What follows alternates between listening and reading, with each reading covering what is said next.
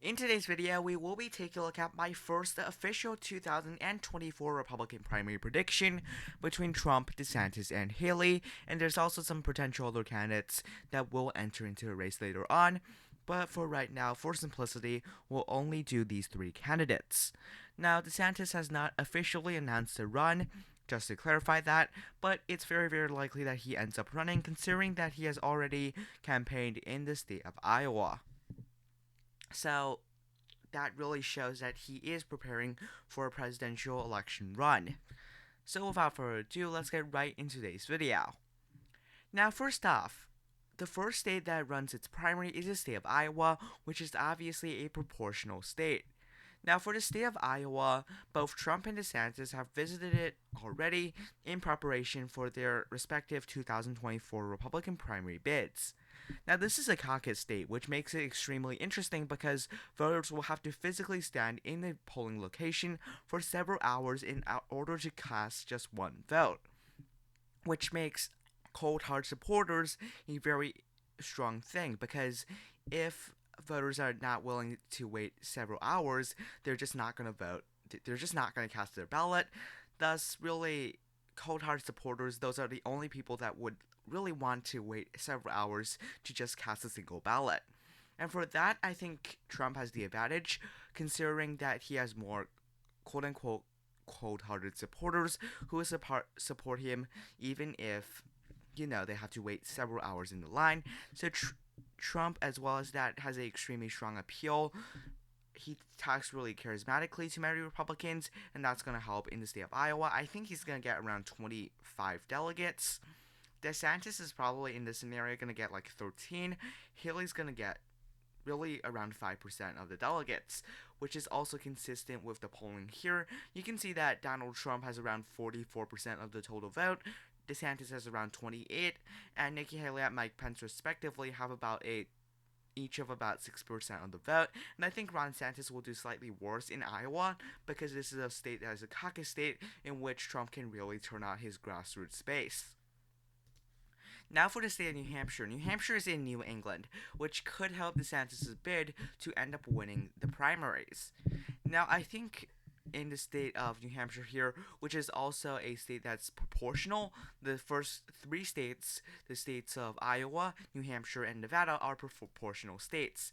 New Hampshire, I think Trump's gonna get around half of them, around 11 delegates. DeSantis gets 10, and Haley gets 1. And it's another state for the former president. Nonetheless, he's not going to carry the state by as much. In fact, he might even lose the state. I'm not really that sure. Now for the state of Nevada, this is also a completely proportional state. I think Trump's going to do pretty well here with some Hispanic voters. DeSantis could also do well. He's going to get 9 delegates. Haley's going to get 2. So the first 3 states are indeed in the Trump column. Now, South Carolina is the fourth state, and this state is incredibly important because the delegates are winner takes all. So whoever wins the state gets all 50 delegates. Now, this is Haley's home state, but even then, I don't think she's actually going to win. If you look at South Carolina polling, I'm just going to go to statewide polling here, South Carolina. This might take a while. Okay, so South Carolina, it does seem like Donald Trump does still have the lead here. The lead isn't that great, especially considering I think Ron DeSantis could end up doing better after he announces his presidential run. Typically, candidates get a boost after they do that. Nonetheless, I think Ron DeSantis will still end up losing the state because there could be some vote splitting from Nikki Haley. You can see Haley getting sometimes upwards of 20, even close to 30% of the vote in some of these pollings, which could end up splitting the ballot, ultimately helping Donald Trump propel a victory in the state of South Carolina with all 50 delegates, which puts Trump at 100 and an early lead. Now let's go to state by state here. Washington, a proportional state. I think that in this scenario here, DeSantis will easily win. After all, Washington is a state that's much more blue and a state that I think DeSantis could do better in. Haley might get like maybe around 9% of the vote. Trump gets 11. For the state of Oregon, this is again a DeSantis state. It is proportional, which could help Trump gain some delegates and not lose a lot. But at the end of the day, looks like that DeSantis is going to win states like this. Now, California is a really big one with 172 delegates, also above the state of Texas with the second most amount of delegates at 155. Now, the state of California is still proportional. Nonetheless, you have to win a certain percentage of the vote in order to actually qualify to get any delegates. Now, I think that in this scenario here, probably that Haley won't even get a single delegate. DeSantis is probably going to get around 58% of the vote to Trump's 41%, because there's still a lot of rural areas in the state of California, but there's definitely more urban areas. Now, AS, this is some of the islands that don't actually have electoral votes but have electoral delegates. Trump might get 4 against DeSantis' 5. Guam as well, Trump is going to get around 4 to DeSantis' 5. Again, many of these islands have, except Puerto Rico, has 23 delegates. The others have 9. Trump gets 3. DeSantis gets 6. These are not that important, but typically in these islands, DeSantis does end up doing better. And Puerto Rico, Trump gets 8. DeSantis gets 14. With Haley, I believe, getting 1. Now, I'm sorry. Okay, so that is the end right now. Now for the state of Nevada, we have covered that. The state of Idaho, this is definitely a very strong Trump state. Trump is definitely going to end up crushing DeSantis here in the delegate count.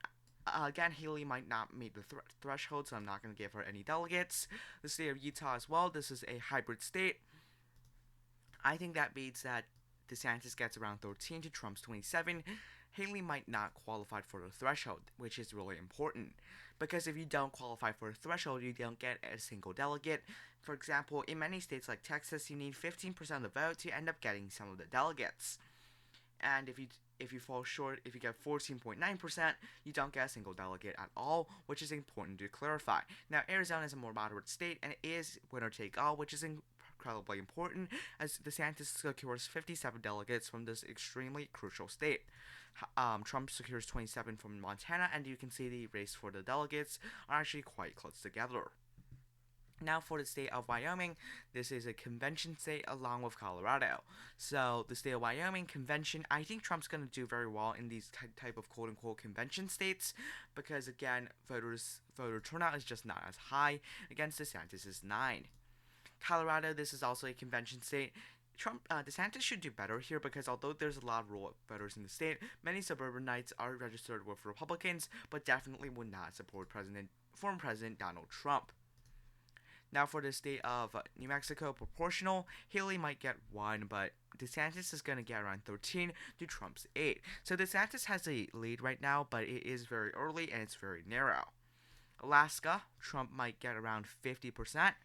DeSantis is 46%, and Haley's 1 delegate. Hawaii here, however, I think DeSantis will get around 11 delegates. Trump's around 8 delegates. Now Texas is a big one here with 155 delegates. Trump obviously doing very well in in much of the suburban areas. Not suburban areas, Trump doing well in the rural areas. DeSantis doing well in the urban and suburban areas. Haley would not actually get any delegates whatsoever, because there's no possibility, in my opinion, that she cracks 15% of the vote in the state of Texas. So Trump, I think, will get somewhere around 62% of the delegates, because, again, Texas gives winners more than their proportional share. Against DeSantis is 58. Now, this is also a pretty good boost for the former president. This is as if even if he only wins a popular vote by around 5-6%, he is still going to win the delegates by quite a significant margin, because that is Texas law. Now going to the state of Oklahoma here, hybrid, there is a proportional with a winner takes all trigger if a winner takes a good chunk of the vote. Now Oklahoma here, I think Trump might end up getting all the delegates, because I think Trump's going to get more than 50% of the votes. Now for the state of Kansas. Kansas is a proportional state. I think DeSantis might actually win the state narrowly. because of the fact there is a lot of suburbs in the state of Kansas. Now, for the state of Nebraska here, this is the one outlier Republican state that's going to vote for DeSantis. North Dakota, I think Trump's going to easily win that.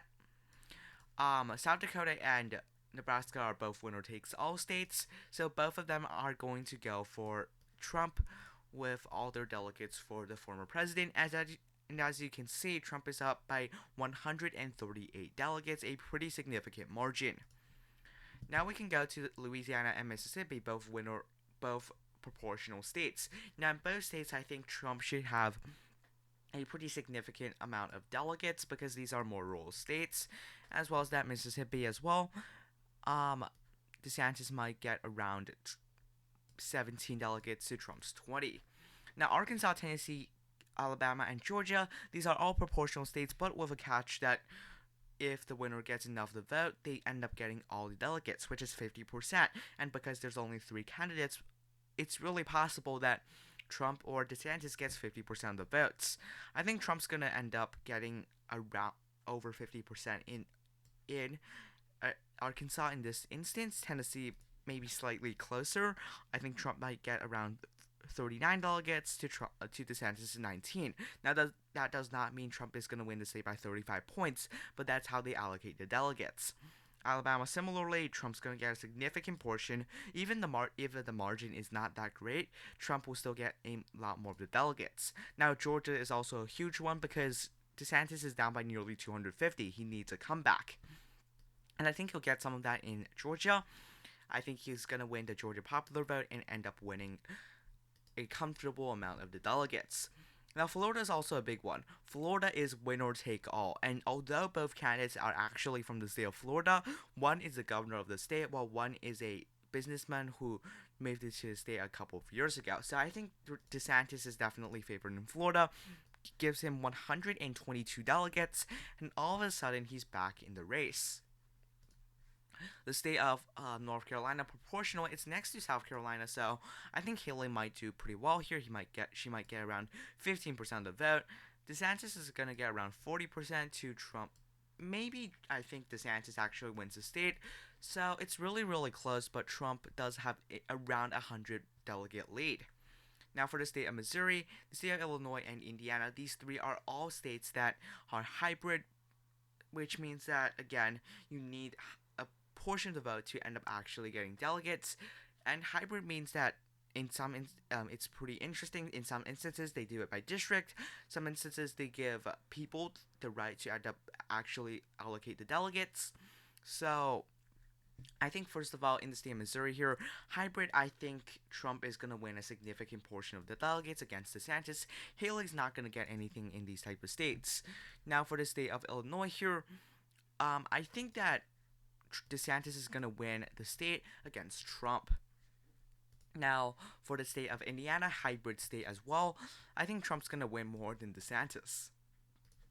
Now, for the state of Kentucky. Kentucky is actually a proportional state, which means that Trump is going to win more of the delegates, but DeSantis at least has a pretty decent share.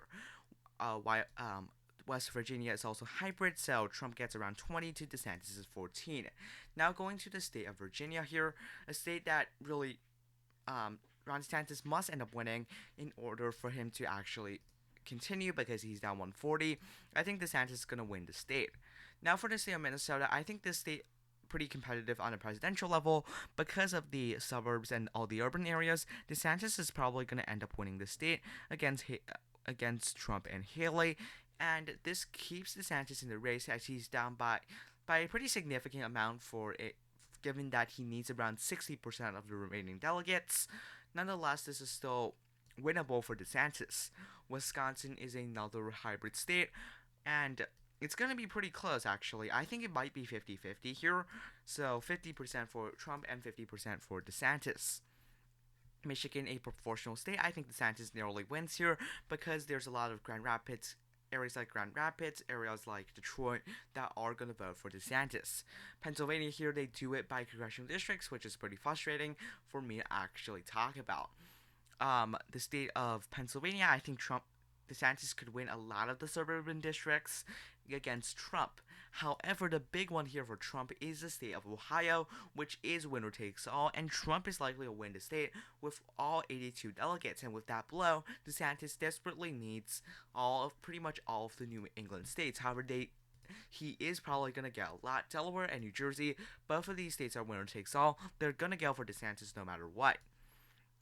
Now going to the state of Maryland here, we see that this is hybrid, and I do think that because Larry Hogan's definitely going to endorse Ron DeSantis over former President Trump, this is going to end up going to Ron DeSantis by a pretty significant share. The District of Columbia, this is a district that is proportional. Nonetheless, Ron DeSantis is going to crush Trump in terms of delegates. Now, for the state of New York, again, DeSantis actually back in the race, down to less than 100 delegates. They do it by congressional district here, which is actually quite frustrating. There's also some appointed delegates, which is even harder to calculate here. For simplicity, I think Trump's going to win. Again, if you get in many congressional districts, there are 3 total delegates. If you win with more than 50%, you get all 3. If you win with less than 50%, you get 2, and the second place gets 1. That is the rules in New York, which is pretty frustrating, actually. Some of the New York City areas I think will end up going for DeSantis. Trump, however, will still end up holding maybe a pretty solid share of the actual delegates. Now, as you can see, DeSantis is down by 80, but it's not that much, but there's only 127 delegates up for grabs. Connecticut here, all of these states are pretty much proportional, which is going to end up helping DeSantis narrowly lose this election on the Republican primary side. So it's 18-10. Massachusetts, I think it's also going to be similar here in the percentage-wise, 27-14. Rhode Island, similar. DeSantis gets 11 to Trump's 8. Vermont here, DeSantis at 10, Trump at 7, and as you can see, finally the state of Maine, DeSantis at 14 and Trump at 8. Now, this does give Trump more than half of the delegates needed for victory. As you can see, 1,237 is the amount needed to win in the previous map. Now it's a little bit higher for every single state. Nonetheless, Trump only needed 1,282 delegates. Now it looks like that he has nearly passed that number by 5 delegates, and no matter where the Haley delegates end up going to, it doesn't matter. Trump nearly wins this primary. Anyways, thank you for watching. Have a nice day. Goodbye.